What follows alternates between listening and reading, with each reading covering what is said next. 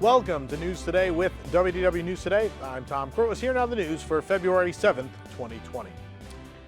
Strong winds in the Orlando area on Thursday night caused Disney to adjust or cancel many shows, dessert parties, and transportation services. Happily Ever After at the Magic Kingdom, Star Wars The Galactic Spectacular, and Disney's Spirit of Aloha dinner show at the Polynesian Village were modified. Meanwhile, Epcot Forever Fantasmic at Hollywood Studios, Rivers of Light at Animal Kingdom, and the electrical water pageant on the Seven Seas Lagoon were all canceled. The Sassagoula River Cruise and Disney Skyliner were also closed due to the high winds. According to Reddit user Colts McGee, John's hand fell off Wednesday during a performance of Walt Disney's Carousel of Progress. It'd be hard to argue it based on the photos. But it appears his right hand fell off during the first scene, or the 1900 section, if you will, of the show. Many readers have, of course, messaged us in the last couple of weeks, knowing that we've done the maintenance report in the past, that Carousel of Progress was not looking great. There were a lot of problems.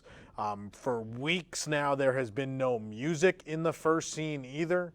So the animatronics have been singing a cappella. A lot of other little problems, but this does point to some maintenance issues. It's not often normal that a hand just flies off, but nonetheless, Walt Disney's Carousel of Progress has long been slated for refurbishment. We reported back in August the attraction will have a large-scale refurbishment, in fact, after Walt Disney World's 50th anniversary celebration, but hopefully we'll receive some TLC of a minor kind before then. Disney Villains After Hours starts tonight at the Magic Kingdom. Will be taking place on select nights through July 10th, 2020. To celebrate its first night, there's a sneak peek of the new parade that's a part of this thing. You're going to look at Ursula. She appears alongside other baddies in the new Villains Cursed Caravan. That's the parade. This wicked procession, presented twice during the night, also features Maleficent the Dragon, Gaston, Oogie Boogie, Cruella de Vil, Captain Hook, and more. Tickets for Disney Villains After Hours are available for purchase in advance for $145 plus tax, or $155 plus tax on the event night. As a reminder, this event does not include character greetings. But if you want to hear more about that, we have a review of the event from last year up, which the only difference will be the parade anyway. But since things are going to be slightly different, of course, I have to be there tonight. So we will be there. We'll bring you the new parade, the new merchandise, and possibly any other changes that might have been made to the event from its run last year. New FastPass Plus kiosks have been revealed outside of Test Track after construction walls came down this week. Guests walking up to the attraction are now greeted by 6 kiosks underneath covers between the queue entrance and the Test Track Simporium store. Cast members were standing guard near the kiosks when we were there. These kiosks, of course, allow guests to book or change FastPass reservations without using the app on their phone. Additional landscaping work was also done behind the walls in the planters as part of the attraction's renovation. These kiosks have been added to replace those in Innovations Plaza, which will be inaccessible due to ongoing construction. Disney has created this, our Spaceship Earth tumbler, which is in fact right here on my desk. It's wet because I used it last night on the show. I haven't refilled it yet. But yes, this glowing globe creation sitting atop a transparent tumbler is now available. The new Epcot logo is printed on one side in silver, while the back is holds the acronym Experimental Prototype Community of Tomorrow, all written out.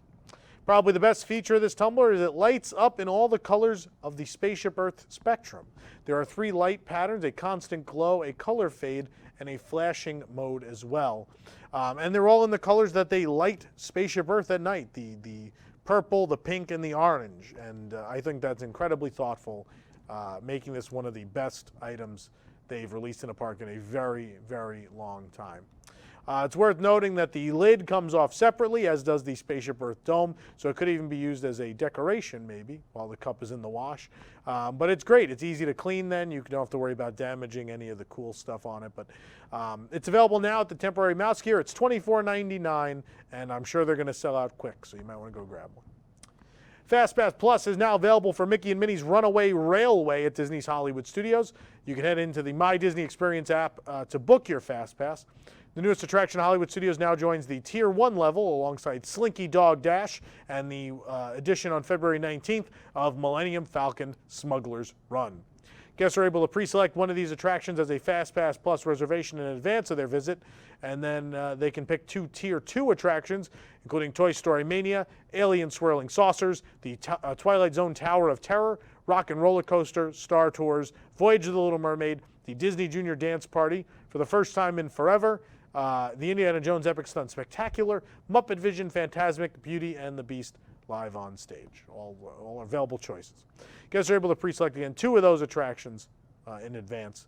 And if neither of the Tier 1 are available, guests may choose any 3 in Tier 2. That's pretty nice. For more details on FastPass Plus structuring at Hollywood Studios, be sure to check out our site. Final details of Mickey and Minnie's Runaway Railway are being revealed to further hype Walt Disney World's newest attraction. Thanks to the Mickey Shorts composer Christopher Willis, we now know that a beloved Spud-based song will be featured inside the attraction's queue. Potato Land is the 13th episode of the newer, divisive Mickey Mouse Shorts. It's notably a special double-sized episode at 7 minutes, having aired on November 18, 2013 to celebrate Mickey's 85th birthday. As part of the plot, Goofy longs to visit the fictional Potato Land theme park. As part of the queue, Willis has created a Potato Land song titled "You Say Potato, I Say Fugato." It's a thing. Which will play throughout the queue, interweaving with other songs based off the popular Mickey Mouse animated short series. Sheet music for the Potato Land song can be found on our site. There's a link to it. It was tweeted. And Mickey Minnie's Runaway Railway, of course, opens March 4th, 2020 at Disney's Hollywood Studios and in 2022 at Disneyland. Disney has announced that reservations will open later this year for the Star Wars Galactic Star Cruiser Resort, which debuts in 2021. This new 2-day and 2-night vacation is an all-immersive experience that will take you to a galaxy far, far away. For an exclusive full tour, the floor plans and concept art for the Star Cruiser, including the lobby layout, guest rooms, and more, be sure to visit our site and start banking those credits now, because you're going to need to steal a lot of coaxium to afford a stay aboard the Halcyon when it finally does open. CityWorks Eatery and Poorhouse opened Thursday at Disney Springs Westside. The new sports bar offers a massive menu of over 70 craft beers, along with 17 massive HD TVs for watching the game of your choice. At 8,600 square feet, the space definitely has an energetic feel when filled with guests. The restaurant also has a spacious outdoor patio that's perfect for people watching at Disney Springs. We have a full tour up right here on our YouTube channel, the full review of dinner, and I'm talking 8 entrees, 8 appetizers, and loads of beer and cocktails all reviewed. You'll want to check that out on our site. It's an interesting spot. I have some reservations about the interior. I don't know if there's enough TVs. I would say a lot of the appetizers were really great. Some entrees were good, some were very much not so. To find out if you're going to want to go to this spot, you probably want to check out the review. It's on the fence, but it'll work for some people. I think some people will really like it. This week's Wishables Wednesday release was totally out of this world in celebration of Space Mountain's 45th anniversary, at least the first and original at Walt Disney World. A new collection of Interstellar plush was released featuring Mickey, Minnie, Robo-Dog, a ride vehicle, and of course, Space Mountain itself. Space Mountain looks almost like a spring onion, albeit an adorable futuristic one.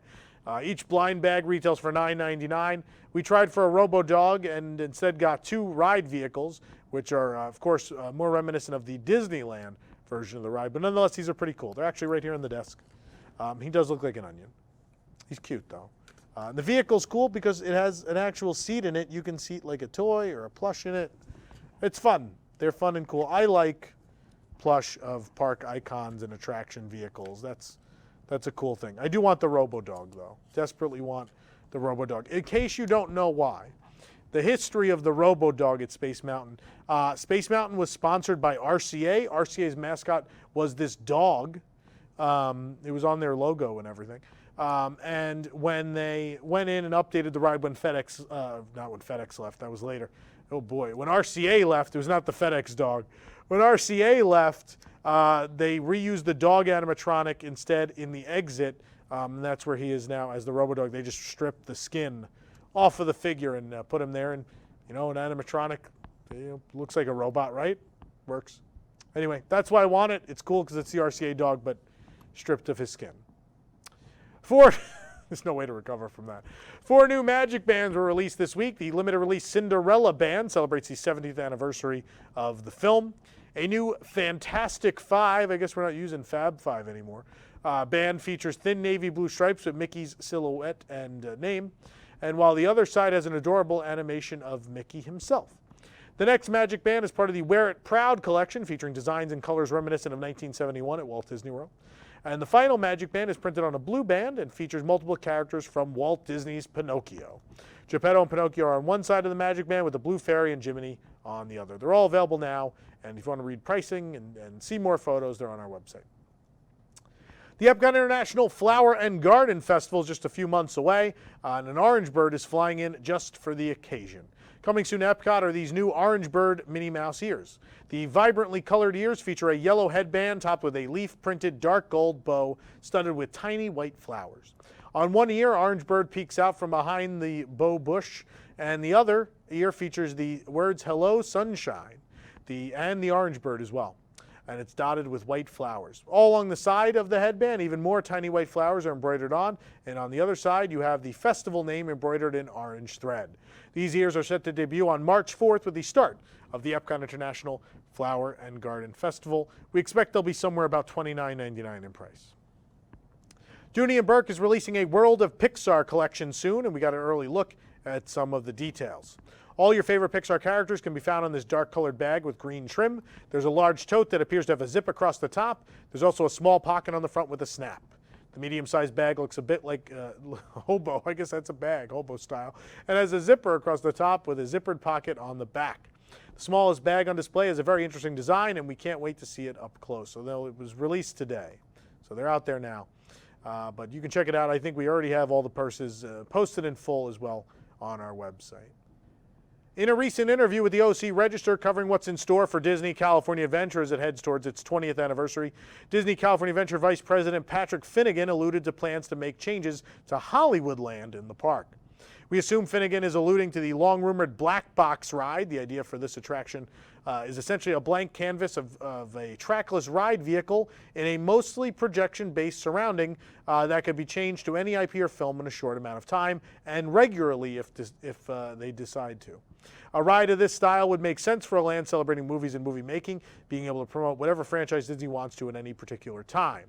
Last we heard, this was slated for a 2022 opening at DCA. Plus, of course, there is the tentative $800 million budget to overhaul Hollywoodland later this decade we told you about. This is likely separate from the black box ride, but it certainly could also include it if plans are pushed back due to the resurrection of the very expensive Avengers e-ticket attraction now coming in phase 2 of the Avengers campus. What exactly is planned and what exactly will be built remains to be seen, but this appears to be the first official hinting that something, if anything, is coming to Hollywoodland at Disney California Adventure. Kind of a land lost in the last couple of years. Disneyland pass holders can purchase a popcorn bucket inspired by the beloved 1928 cartoon short Steamboat Willie and get refills for only $1.50 each through March 29th. The bucket is similar to the Mickey-shaped balloons that are popular at the resort, except it's completely grayscale like the animated cartoon. It's topped by Minnie's classic hat and flower in it. The bottom even features a frilly skirt design, and on the back you have the AP branded popcorn hatch, as well as a neat Disney Parks raised design. The strap features a film strip reel with Minnie in various animated poses, and on the sides, mouse glove-shaped plastic tabs snap on. The bucket retails for $20, and for a full list of where to purchase this bucket and where you can get those refills, that's on our website. Thursday night, a fire was reported at Disneyland, shutting down all of Main Street and Adventureland. According to ABC7, Anaheim Fire and Rescue Department crews had to put out a blaze that erupted just after 6 p.m. Thursday evening. The blaze is believed to have gone up within an area of vegetation within the park, likely the backstage area of the Jungle Cruise, where the gas tanks for the boats, as well as some park power infrastructure, is located. No injuries or damages have been reported, thankfully. We'll continue to update that as anything else is said, but the fire was put out. Everyone seems fine. I don't think anything of real value was damaged, but it was real close to Walt's apartment. That is scary. That is not a thing we would like to lose. Obviously not the Jungle Cruise either, but Walt's apartment's such a special landmark. Thankfully it's safe. This week via Twitter, the Oriental Land Company revealed that the first of the new Type C monorails will enter service on May 21st. A special video including the delivery process reported on in December also came with the press release. The video details the construction and delivery process of these new monorails. The trains will be introduced starting next spring and will roll out through 2024. This means they'll be complete They'll complete the fleet following the end of the Tokyo Disney Resort 40th anniversary celebration if all goes according to plan. This week, the Beast Castle facade for the exciting The Enchanted Tale of Beauty and the Beast e-ticket attraction was finally completely unveiled. Plus, we found some extra touches on the Happy Ride with Baymax and some in Belle's Village. Some rock work is currently ongoing next to the castle. They're still working on that. You can just barely see the shadows behind those tarps. The buildings have finally had some flowers installed on them, and over at the Happy Ride with Baymax, light poles within the structure were lit, and a new structure of some kind was revealed. We wonder if this will be a miniature shop for Baymax stuff, perhaps. They do sell a lot of Baymax merchandise in Tokyo already. The new Fantasyland expansion at Tokyo Disneyland opens on April 15th. For more information on these stories and more, head on over to WDWNT.com. If you're enjoying the show, be sure to like this video, subscribe to WDW News Today on YouTube for more great content, and click the bell for notifications. And because YouTube is difficult, if you want to make sure to see every single episode of News Today with WDW News Today, you're going to want to hit select all notifications so you never miss an episode of the show. It's the only way to make sure you do it on the phone, you do it on your desktop, doesn't matter. Just make sure you're getting all those notifications. For the worldwide leader in Disney Parks news, this is Tom Corless saying enjoy the rest of your today and have a great, big, beautiful tomorrow.